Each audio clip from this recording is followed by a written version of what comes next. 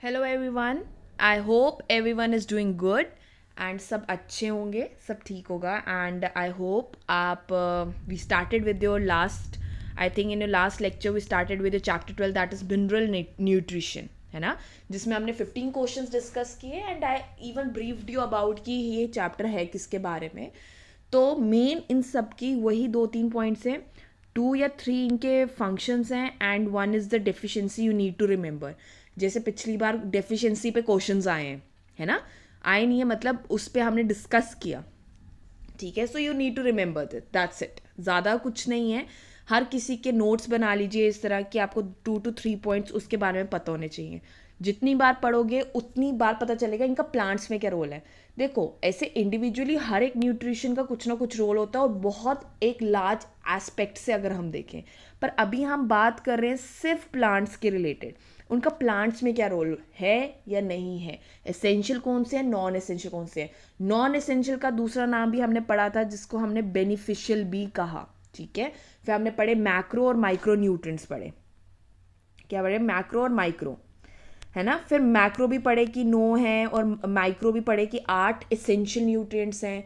Total पढ़े तो 17 पढ़े हमने एसेंशियल न्यूट्रिएंट्स, राइट। और नॉन एसेंशियल न्यूट्रिएंट्स भी हमने डिस्कस किया।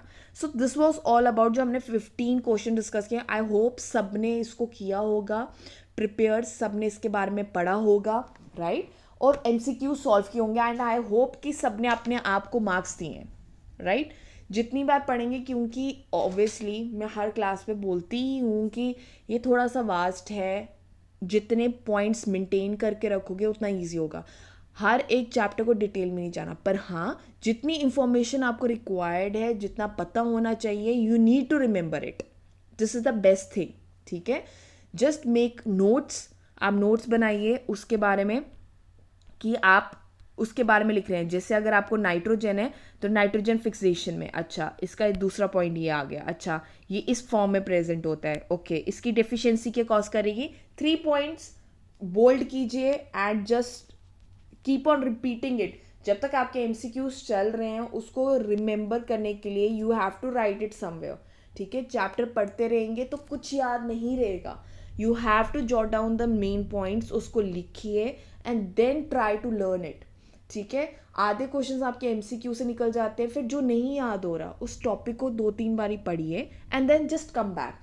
आज आप नेक्स्ट 15 या 20 क्वेश्चंस हमसे जितने डिस्कस हो गए in your half an hour will try our best जितना कवर अप हो सके।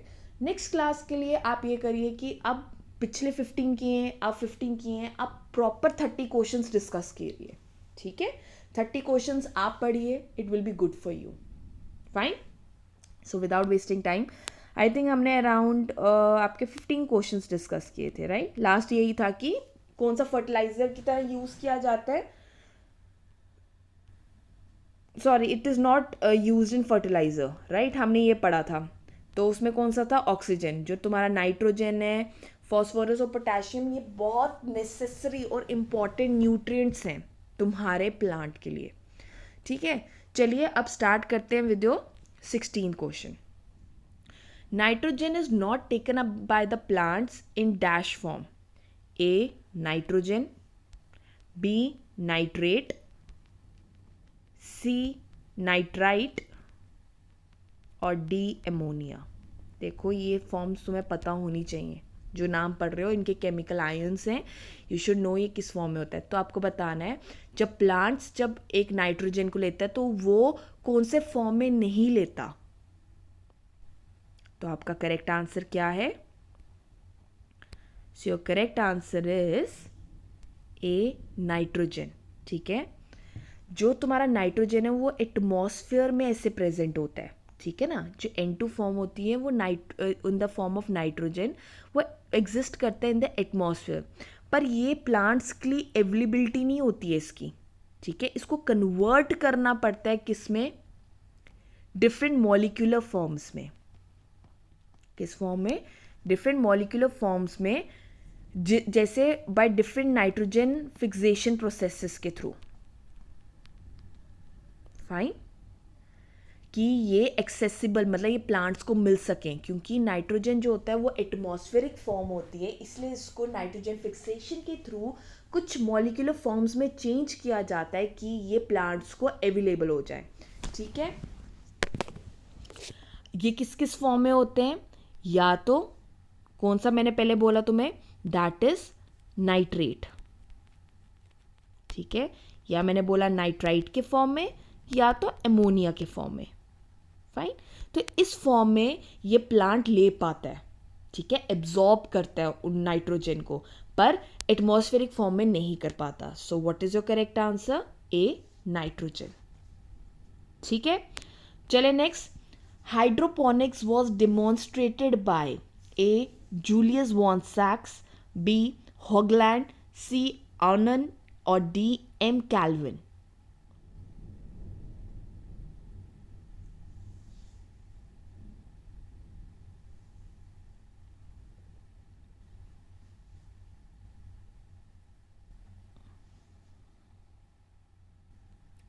सो your correct answer is A, Julius von सैक्स. ठीक है, इसने बेसिकली डिस्कवर किया था, हाइड्रोपोनिक्स को डेमोन्स्ट्रेट किया था इन 1860. फाइन, 1860 में इसको इन्होंने 1860 में हाइड्रोपोनिक्स का जो प्रोसेस है, मतलब जो हम ग्रो करते हैं plants in by the artificial nutrients. ठीक है, तो बाय प्रोवाइडिंग उसको जो प्रॉपर उसको एक मीडिया चाहिए होता है, उसके थ्रू जो आर्टिफिशियल न्यूट्रिएंट्स के थ्रू जो ग्रोथ होती है प्लांट की, वो किसने डेमोन्स्ट्रेट किया था? जूलियस वॉन सैक्स ने in 1860. Okay, so you need to remember this. So A is your correct answer. Next, which of the following rules is not a criterion for essentiality of an element? एक element की essential होने के लिए कौन सा इनमें से criteria required नहीं है? First, in its absence plants do not set seeds. B, irreplaceable by another element. C, indirectly involved in the metabolism of the plant. or D, absolutely necessary for metabolism. तो essential, एक plant को essential होने के लिए, एक nutrient elements को essential होने के लिए कौन सा क्राइटेरिया नहीं है?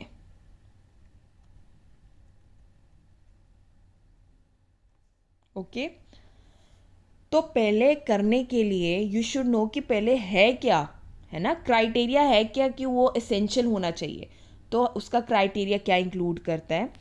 पहला पॉइंट ये है, जो एलिमेंट है वो एब्सोल्युटली नेसेसरी होना चाहिए कि वो सपोर्ट कर सके नॉर्मल ग्रोथ को एंड रिप्रोडक्शन के लिए. और अगर एब्सेंस हो एलिमेंट की, कोई एब्सेंस होगी तो क्या होगा? वो सीड्स को सेट नहीं करेगा. ठीक है, so in its absent plants do not set seed. तो ये क्राइटेरिया हो गया. दूसरा क्राइटेरिया ये होता है, जो एलिमेंट है वो डायरेक्टली इन्वॉल्व होना चाहिए किसमें? मेटाबॉलिज्म ऑफ द प्लांट में. सो लास्ट भी हो गया, absolutely necessary for metabolism. Third point बोला जाता है, जो एलिमेंट है वो रिप्लेसेबल नहीं होना चाहिए दूसरे एलिमेंट से. वो आ गया आपका सेकेंड पॉइंट. तो कौन सी चीज क्राइटेरिया में इन्वॉल्व नहीं है? That is your C, which is your correct answer. That indirectly involved in the metabolism of the plant. This is the wrong one. Fine. So C is the answer. चले next. Any mineral ion concentration that reduces that dry weight of tissues by 10% is called as critical concentration, toxic concentration, beneficial concentration या optimum concentration.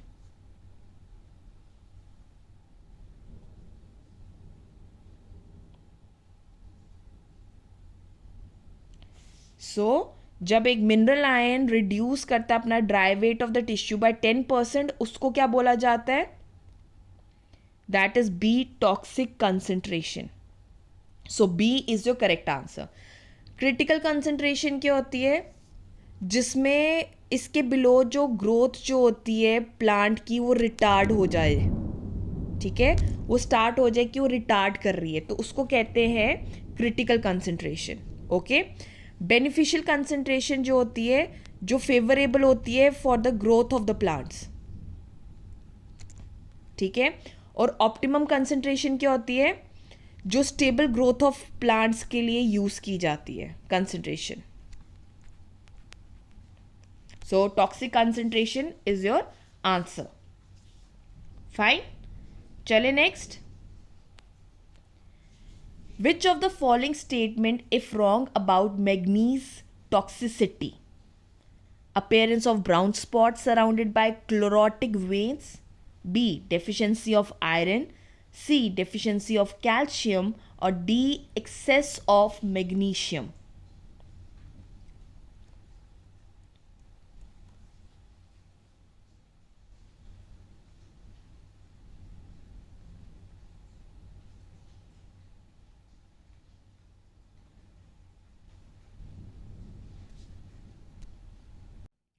So your correct answer is D. Excess of magnesium. ठीक है. जो manganese की toxicity है, appearance जब होती है brown spot surrounded by chlorotic veins, this is true. ठीक है. जो मैग्नीज की टॉक्सिसिटी से क्या होता है, एक स्पॉट्स दिखने शुरू हो जाते हैं, ब्राउन स्पॉट्स. ठीक है. वो आयरन की डेफिशिएंसी भी कॉज करता है, डेफिशिएंसी ऑफ कैल्शियम भी कॉज करता है. उन्होंने बोला excess of magnesium, no, they cause deficiency of magnesium. इन तीनों की डेफिशिएंसी टेक प्लेस करती है. So D is the wrong one. Fine. Next. Which of the following is not the function of soil. Soil का क्या function नहीं है. ए, it holds water. B, it supplies air to the roots.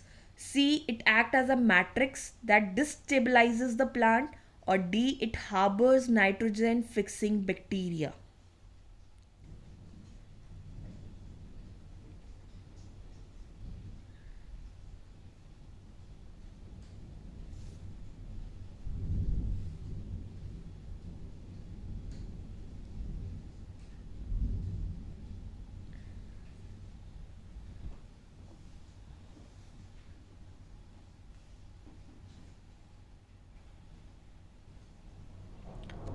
So what is, it is not the function of soil, that is C. It acts as a matter that destabilizes a plant. No, it stabilizes the plant. क्या करता है वो, stabilization करता है plant की. ये पानी को होल्ड करने में भी हेल्प करता है. ये नाइट्रोजन फिक्सिंग बैक्टीरिया को भी हार्बर करता है. और ये एयर टू मतलब रेस्पायरेशन के प्रोसेस में भी इन्वॉल्व होता है. सॉइल में बहुत सारे हमारे माइक्रो और मैक्रो न्यूट्रिएंट्स प्रेजेंट होते हैं. ठीक है. So you need to remember this. So what is your correct answer? C. Next. Minerals are transported through dash along the dash, the stream of water.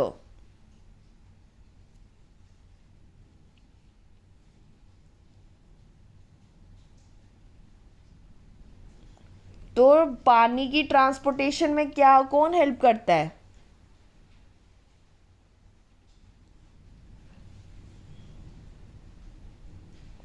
So your correct answer is what? A, xylem and descending.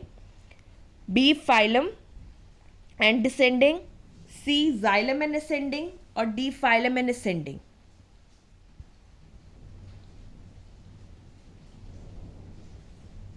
So your correct answer is C, xylem and ascending. Minerals are transported किसके through होते हैं, that is through xylem. ठीक है. Xylem के through transport होता है along the ascending, मतलब ऊपर की तरफ जाता है through the stream of water. So C is your correct answer. Fine. Next चलिए. Which of the following elements do not get translocated to younger parts. ये याद, कौन सा एलिमेंट है जो यंगर पार्ट्स की तरफ नहीं जाता. नाइट्रोजन, फॉस्फोरस, पोटेशियम और कैल्शियम. ये हमने पढ़ा भी है. ये तुम्हारे पिछले चैप्टर में भी क्वेश्चन पूछा गया है, राइट? चलो एक तरह की रिवीजन हो गई। So correct answer is calcium. जो तुम्हारा नाइट्रोजन है, फॉस्फोरस है, ये पोटेशियम है, ये मोबिलाइज मतलब ये मूवमेंट कर जाते हैं टूवर्ड्स द यंगर प्लांट, जो नया प्लांट ग्रो करेगा, ठीक है? जब डेथ होने लगती है एक प्लांट की या न्यू ग्रोथ अपेयर होती है, उससे पहले ही ये मूव कर जाते हैं। कैल्शियम जो होता है वो स्ट्रक्चर होता है, मतलब सेल वॉल का स्ट्रक्चर बनाने में हेल्प करता है, ठीक है? और मिड लैमिला के लिए, तो ये यंग पार्ट्स में नहीं जा पाता। So calcium is the correct answer. Okay, चले नेक्स्ट।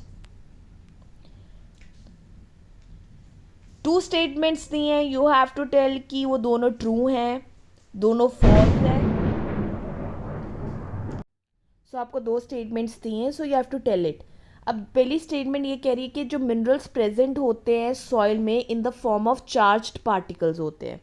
दूसरा बोल रहा है कि जो कंसंट्रेशन होती है मिनरल की वो कम होती है रूट्स में then in soil. Okay, so what is the correct answer? C correct है। जो तुम्हारे मिनरल्स होते हैं ना, वो जो प्रेजेंट होते हैं वो चार्ज्ड आयंस की तरह प्रेजेंट होते हैं सॉइल में, ठीक है? जिसको हम इजीली ट्रांसपोर्ट कर सकते हैं। क्या कर सकते हैं? इजीली ट्रांसपोर्ट कर सकते हैं प्लांट में, ठीक है? सेम फॉर्म में या तो कन्वर्जन करते हैं उसकी स्टेबल फॉर्म हो सके, ठीक है, जो पार्टिकल्स होंगे। पर दूसरी स्टेटमेंट जो है दैट इज रॉन्ग। क्यों?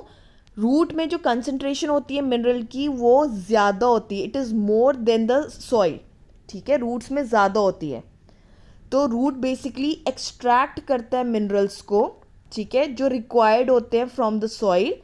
किसकी वजह से? एक्टिव एब्जॉर्प्शन की वजह से। उसमें से रूट्स से जो रूट्स है वो एक्सट्रैक्ट करता है nutrients from the soil by the active absorption. तो जो कंसंट्रेशन होती है मिनरल्स की वो ज़्यादा होती है, ना कि कम। सो तुम्हारी एक ही स्टेटमेंट ट्रू है, so C is your correct answer. Okay, चले नेक्स्ट। 2 ही दी हुई हैं, आपको बताना है। Let's go with your 25th question.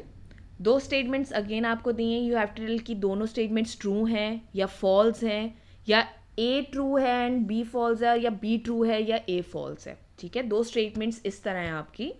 The outward movement is influx and the inward movement is E flux. So what is the correct answer?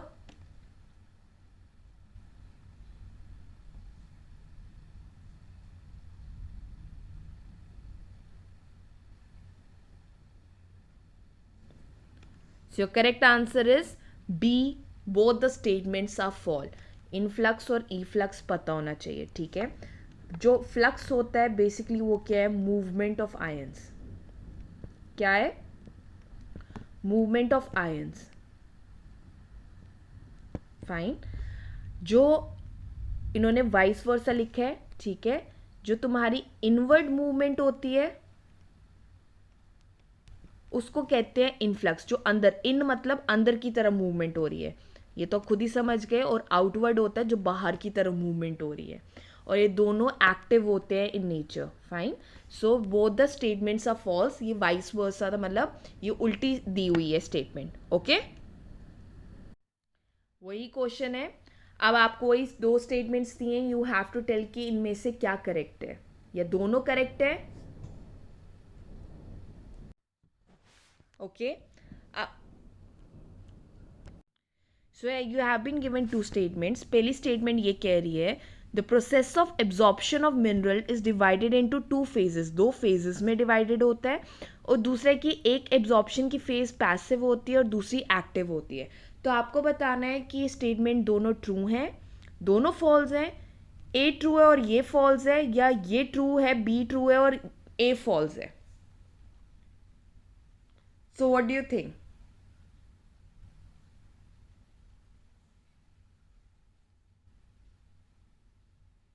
ठीक है, so your correct answer is that is A, both the statements of are true, ठीक है? जो process जो होता है ना absorption minerals का, वो 2 ही फेजेस में डिवाइडेड है, ये सही बात है। जो पहली होती है वो पैसिव एब्जॉर्प्शन होती है, ठीक है, एक पैसिव प्रोसेस होता है जिसमें आयंस जो होते हैं वो अपटेक किए जाते हैं आउटर स्पेस में, ठीक है, outer space of the cell में हम इनटेक करते हैं, दैट इज एपोप्लास्ट। ये पढ़ा है हमने, ठीक है, पिछली क्लास में, पिछली क्लास में जो आपका लास्ट चैप्टर था ट्रांसपोर्टेशन में पढ़ा है। फिर जो सेकेंड फेज होता है जो आपका एक्टिव फेज होता है, ठीक है, इसमें क्या होता है, स्लो अपटेक होता है आयंस का, ठीक है, वो होता है इनर स्पेस में, that is symplast. This is a active process. तो दोनों स्टेटमेंट्स ट्रू हैं, तो ए आपका करेक्ट आंसर है। समझ गए? चले next. Where do plants obtain most of their carbon and oxygen? कहाँ सबको प्लांट्स को अपना कार्बन और ऑक्सीजन मिलता है? A from nitrates in the soil, B from ammonia in the soil, C from nitrogen in the atmosphere और D from carbon dioxide in the atmosphere.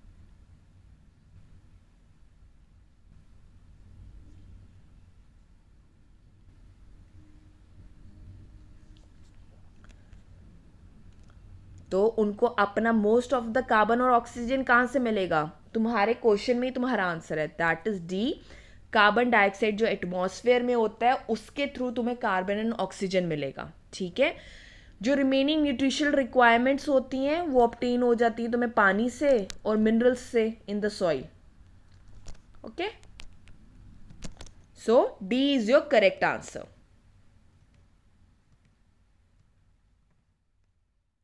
Next, why can't all minerals be passively absorbed through the roots? ठीक है, क्यों सारे जो minerals हैं वो passively absorb क्यों नहीं हो सकते हैं? A, they are present in the soil as charge particles, B, the concentration of minerals in the soil is very high, C, minerals can never be transported और D, roots only absorb water. तो उन्होंने कहा वो passively क्यों नहीं जा सकते, उसके लिए एक्टिव ट्रांसपोर्ट क्यों चाहिए होती है कि रूट्स के through, okay, so it is basically through what I was saying कि हाँ, तो it is through the roots, okay, why can't जो passively move क्यों नहीं कर सकते हैं? So what is your correct answer? Your correct answer is A, they are present in the soil as charged particles, ठीक है। अब क्या होता है, अनलाइक पानी की तरह, ठीक है, जो सारे जो मिनरल्स होते हैं ना, ठीक है, उनको हम पैसिवली एब्जॉर्ब नहीं कर सकते हैं। क्यों? क्योंकि जो मिनरल्स होते हैं, क्या होते हैं, जो मिनरल्स होते हैं वो प्रेजेंट होते हैं सॉइल में एज अ चार्ज पार्टिकल, ठीक है, जो सेल मेम्ब्रेन जो होता है ना उसके अक्रॉस मूव नहीं कर सकता। और दूसरी बात, जो मिनरल की कंसंट्रेशन होती है वो बहुत लो होती है than the concentration of minerals in roots. तो लोअर से हाई के लिए जाने के लिए उसको एक एक्टिव प्रोसेस चाहिए होता है। हाई से लो जाना हो, ज़्यादा प्रेशर होगा तो हाई से लो ईजिली मूव कर जाएगा पैसिवली, पर लो कंसंट्रेशन होगी तो वो रूट की तरफ नहीं जा पाता, ठीक है। तो सॉइल में बेसिकली लो मिनरल कंसंट्रेशन होती है, रूट्स में ज़्यादा होती है, इसलिए वो लो से हाई एक किसके थ्रू जाता है, that is through active absorption, ना कि पैसिवली एब्जॉर्ब होता है, okay. So A is your correct answer. Fine, चले next question. How do most minerals enter the root? अब मिनरल्स जो होते हैं वो रूट में कैसे एंटर करते हैं? Through guttation, transpiration, active absorption या पैसिव एब्जॉर्प्शन? सबको अभी अभी मैंने बताया कि रूट में लो से हाई में जा रहे हैं तो कैसे एंटर कर रहे हैं। So your correct answer is 3C, through active absorption, ठीक है। जो सारे मिनरल्स होते हैं ना वो एंटर करते हैं root by the active absorption, किसके through? Cytoplasm of epidermal cells, ठीक है। और एनर्जी किस फॉर्म में होती है? In the form of ATP, that is adenosine triphosphate. Fine, so C is your correct answer. अब ये रिपीटेड क्वेश्चन है, ये पहले भी आया है आपके पुराने चैप्टर में, what are transport proteins? A, they are restriction points. B, they are control points. C, they are not present in plants. Or D, these proteins are present in animals and absent in plants.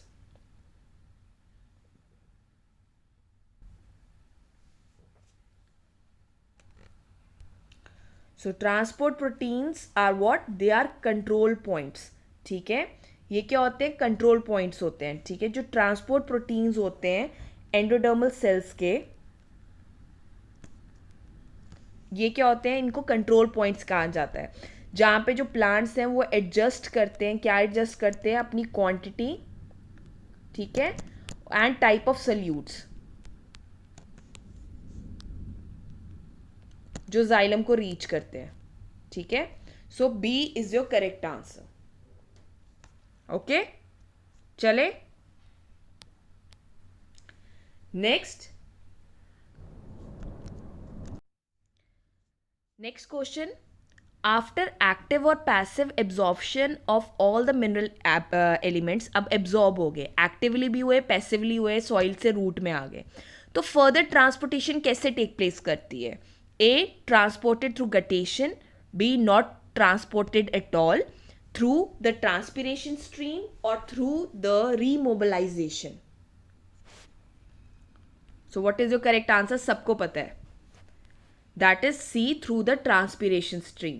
जब एक active और एक passive absorption के बाद जो सारे mineral elements होते हैं, ठीक है, वो फर्दर कैसे ट्रांसपोर्ट किए जाते हैं, ट्रांसपिरेशन स्ट्रीम के थ्रू. बेसिकली आपने पढ़ा ही है, ट्रांसपिरेशन पुल होता है, ठीक है ना. इसके थ्रू मेन जो मिनरल्स होते हैं वो ट्रांसपोर्ट किए जाते हैं बाय द फोर्स. ठीक है, across the entire parts of the plants में ट्रांसपिरेशन पुल के थ्रू बेसिकली प्लांट्स में मिनरल्स जो होते हैं वो ट्रांसपोर्ट किए जाते हैं. So C is your correct answer. Fine, चलिए next. Which of the following is not the chief sink for the mineral elements. के लिए कौन सा चीफ सिंक नहीं है, जहाँ पे जाके लास्ट में मिनरल एलिमेंट्स चले जाएंगे या डिपॉजिट हो जाएंगे. A, young leaves. B, developing flower. C, old leaves. और डी, डेवलपिंग सीड्स. सामने से तुम यहाँ पे देख सकते हो कि एक चीज़ डेवलप हो रही है, यंग है, और बाकी ओल्ड लीव्स है. सो यहीं से आंसर पता चल रहा है. What is your correct answer? That is C, old leaves. ठीक है, अब देखो यंग लीव्स जो डेवलपिंग फ्लावर है और डेवलपिंग सीड्स हैं, यहाँ पे जो होते हैं जो मिनरल एलिमेंट्स होते हैं ये ग्रोइंग रीजन्स होते हैं. ठीक है, जैसे अपाइकल पेरिस्टेमियम आ गया, यंग लीव्स आके, डेवलपिंग फ्लावर आ गया, फ्रूट्स एंड सीड्स आ गए. ठीक है, ये स्टोरेज ऑर्गन्स होते हैं. ओके, ये क्या है, बेसिकली ये मेन चीफ सिंक्स हैं मिनरल एलिमेंट्स के लिए. जबकि ओल्ड लीव्स में कोई मिनरल नहीं स्टोर होता. मैंने पहले ही कह दिया, सारी ट्रांसपोर्टेशन टेक प्लेस कर जाती है. बस हमने कैल्शियम में भी पढ़ा था कि कैल्शियम इमोबिलाइज होता है, नहीं कर पाता क्योंकि वो सेल वॉल बनाता है, वो स्ट्रक्चर बनाता है, इसलिए उसकी ट्रांसपोर्टेशन होना मुश्किल होती है. So what is your correct answer? That is C, old leaves. ठीक है, चले next. Where does the unloading of mineral ions occur in the plant. Unloading कहाँ की जाती है मिनरल आयंस की? At the root ending, at the stem ending, at the root hair cells, at the fine vein endings.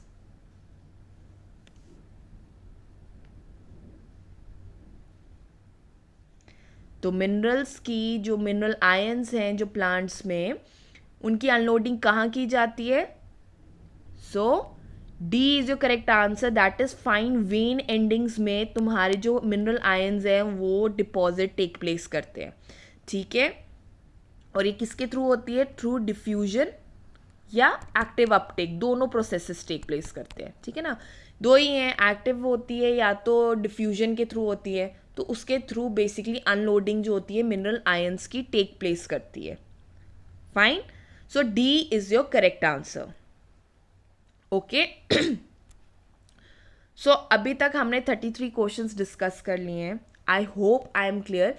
कुछ questions अगर आप देखोगे, ये तुम्हारे पुराने चैप्टर जो है ट्रांसपोर्ट इन प्लांट्स और जो मिनरल न्यूट्रिशन है ना, ये थोड़ा सा इंटरकनेक्टेड है, इसलिए ये सारे क्वेश्चंस आ रहे हैं. So don't get confused. ठीक है, तुम्हारी रिवीजन ही हो रही है. By this you will get to know कि तुम्हें कितना याद है पुराने चैप्टर्स का. ठीक है, सो don't gate worried about it please. अब जहाँ तक मैंने पढ़ाया अराउंड आपने 33 क्वेश्चंस पुराने लेक्चर और अभी तक के हमने 33 क्वेश्चंस डिस्कस कर लिए. तो इनके बारे में पढ़िए, इसको दोबारा न्यूट्रिशन चैप्टर को पढ़ो और जस्ट कंप्लीट इट. ठीक है, अब लास्ट एक और होगा, दैट इज़ पार्ट 3. उसमें हम आगे के क्वेश्चंस डिस्कस करेंगे. ठीक है, तो अराउंड वो भी 15 to 18 या 20 क्वेश्चंस होंगे. Will complete this chapter. ठीक है, it is an important one. Please इसको पढ़िए अच्छे से, क्योंकि ये थोड़ा डिफिकल्ट हो जाता है, क्योंकि हर किसी का आपको फंक्शन और डेफिशिएंसी याद रखनी है. ठीक है, so all the very best, have a good day and take care. Bye bye.